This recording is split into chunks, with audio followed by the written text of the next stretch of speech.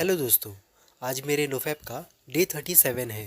मुझे पता है कि आप इस एडिक्शन से बाहर निकलने के लिए कुछ ना कुछ अपना ट्राई कर रहे हो, प्रयास कर रहे हो, लेकिन हर बार आपका ब्रेन आपको ट्रिक करके फंसा के आपसे रिलैप्स करवा देता है, आपको और एडिक्शन में फंसा देता है। आज मैं आपसे ऐसे ही 3 तरीके शेयर करने वाला हूँ जिनसे आप अपने ब्रेन को ट्रिक कर सकते हो और उससे सही काम करवा के ले सकते हो बिना उसे फोर्स किए। ब्रेन को ट्रिक करने का मतलब ये नहीं कि आप अपने किसी इमोशंस को सप्रेस करोगे या किसी काम के लिए खुद को फोर्स करोगे। ट्रिक करने का मतलब ये है कि आप उस इमोशन को, उस थॉट को सही दिशा में चैनलाइज करोगे। आप उस क्रेविंग को या माइंड का भी जो कुछ भी डिज़ायर है करने का, उसको आप चैनलाइज करोगे और सही तरीके से ब्रेन से काम करवा के लोगे। अगर इन ट्रिक्स को ट्राई करना है तो उसके पहले आपकी लाइफ में कोई तो पर्पज़ होना चाहिए। ऑब्वियसली आपके पास कोई तो बड़ा गोल होना चाहिए जिसके लिए आपको इस एडिक्शन से बाहर निकलना है, ये सब ट्राई करना है। अगर आपकी लाइफ में कोई पर्पज़ नहीं है और ये सब आप करना चाहोगे तो आपके अंदर से वो एनर्जी नहीं आएगी। वो करने के लिए जो एनर्जी लगती है, अंदर से मोटिवेशन लगता है, वो आपके अंदर से नहीं आएगी। क्योंकि आपके अंदर मतलब इस एडिक्शन को छोड़ने का कोई बड़ा रीज़न ही आपके पास नहीं है। अगर वो नहीं है तो अंदर से एनर्जी नहीं आएगी इस एडिक्शन को छोड़ने की। उसके साथ कई अच्छी आदतें आपके आपके पास होनी चाहिए, आपको फॉलो करनी चाहिए, जिससे आपका सेल्फ कंट्रोल और स्ट्रांग होगा। जैसे meditation, exercise, healthy food, right समय पे सोना।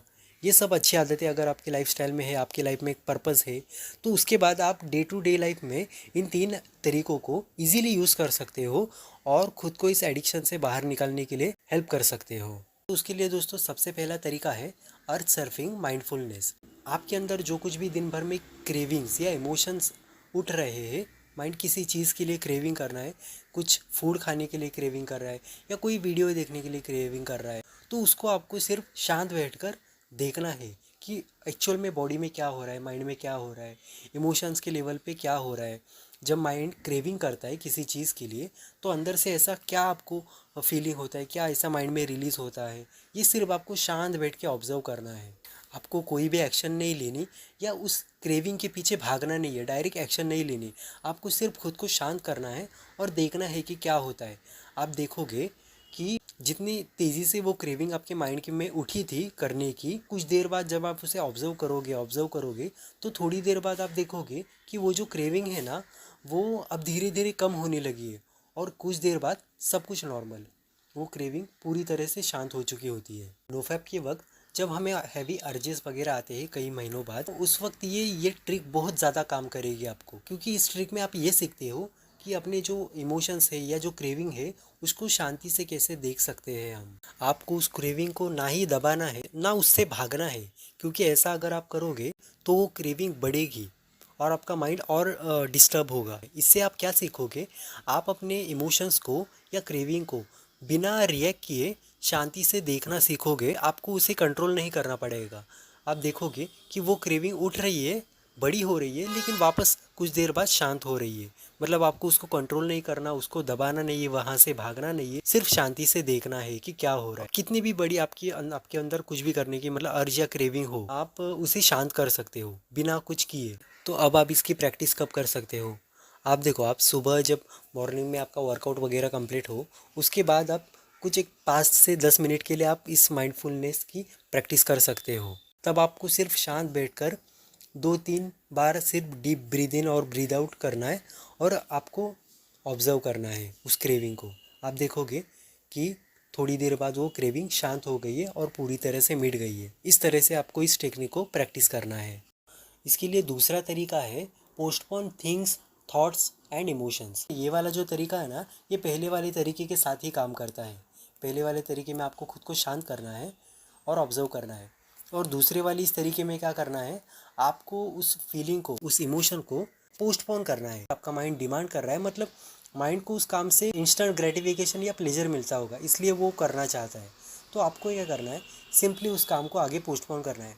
मतलब यहाँ आप उस थॉट को दबा भी नहीं रहे और उससे भाग भी नहीं रहे, आप सिर्फ उस क्रेविंग को या उस थॉट को आगे पोस्टपोन कर रहे हो, जिससे आपका माइंड भी मतलब बात आपकी मानेगा और आपके कंट्रोल में रहेगा। आपका सेल्फ कंट्रोल भी इससे बढ़ेगा।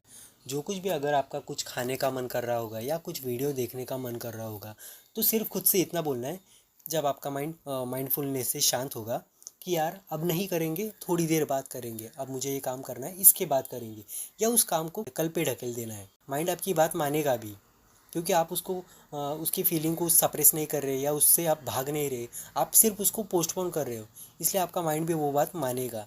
माइंड को ट्रिक करने का तीसरा तरीका है खुद को डिसिप्लिन लगाना। अभी इस ट्रिक के बारे में लोगों को पता है, लेकिन कोई इसे सही तरीके से यूज़ ही नहीं कर पाता। अभी आपका सेल्फ कंट्रोल अच्छा है, आपका माइंड आपके कंट्रोल में है, तो अभी से खुद को सेल्फ डिसिप्लिन लगाने की आदत लगाओ। खुद के लिए क्लियर बाउंड्री सेट करो, ये सब चीज़ें मेरे लिए करना सही है और ये नहीं है, और जो नहीं है उन चीज़ से खुद को दूर ही रखना है। मतलब नहीं करना तो नहीं करना, और ये सब जो चीज़ें आपके लिए करना सही है उनको आपको कंपलसरी हर दिन करना ही है। अगर इसकी आप माइंड को आदत लगाओगे कि हर दिन ये सब काम करना ही चाहिए, मतलब सुबह मेडिटेशन एक्सरसाइज होना ही चाहिए, हेल्दी डाइट हमें लेनी ही चाहिए, अच्छा रूटीन, दिन भर में सही से काम करना, फालतू कंटेंट नहीं देखना, ये सब सही चीज़ें हमें करनी ही है।